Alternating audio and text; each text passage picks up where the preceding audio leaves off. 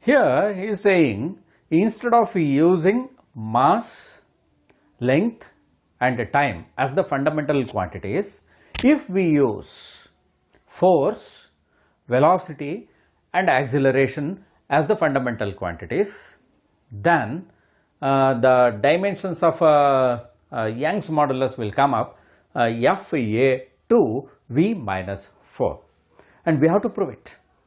Let us do that. Okay, see what actually we are having. We are having the definition of Young's modulus, right? So definition of Young's modulus. What actually definition of Young's modulus?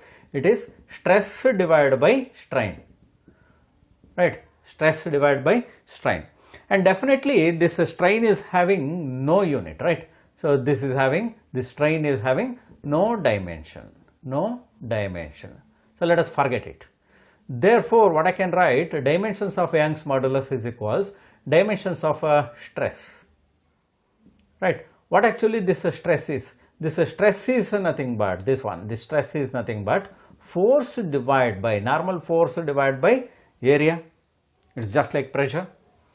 Okay, so for that I may say this is equal to, otherwise I simply say y, dimensions of Young's modulus is equals dimensions of force divided by dimensions of area, right? This is what I have to think about.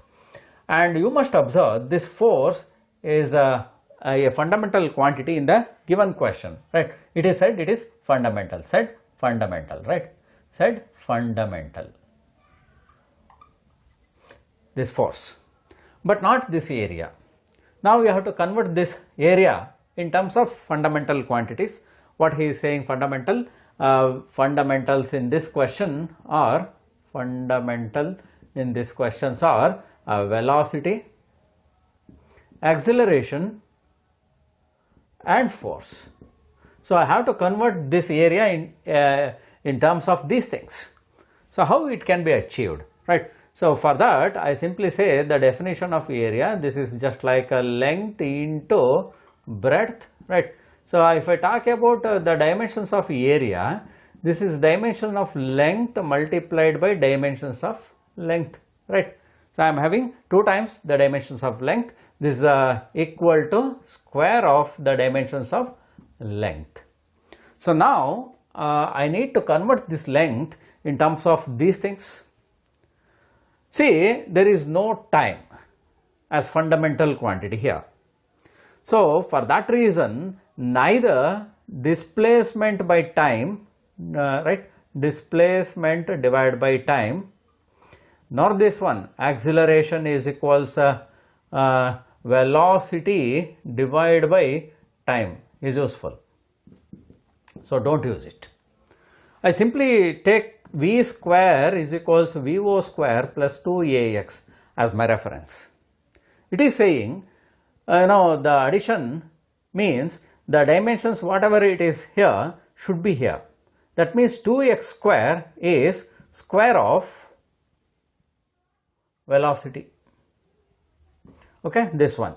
Therefore, what I can say, it is 2ax is equals square of the velocity. If I need the length, right, this is length, that is length, right. So length is equals, this is v square divided by 2 times a, and 2 is having no dimensions, right. So then simply take the dimensions of a. A is acceleration, which is one of the symbol, and v is one of the symbol for velocity, which is fundamental. So now we converted the length in terms of velocity and acceleration, and both are fundamental in the given question.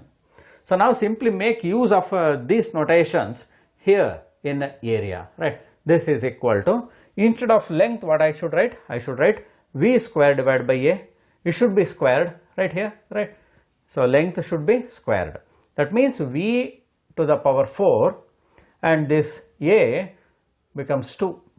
So these are the dimensions of length, area. So area is v power 4 divided by this one, which is a square. So further what I have to do is, see, Young's modulus is said here. Young's modulus is equal to dimensions of force is F divided by, so dimensions of what it is here, which is area. So dimensions of area is this one, which is V power 4, and it is divided by A2. So that means Young's modulus is having the dimension F, right, and when it becomes a part of the numerator, it becomes A2, and V power 4 is in the denominator. When it becomes a part of the numerator, it is minus 4, right. So this is the proof what we are having now.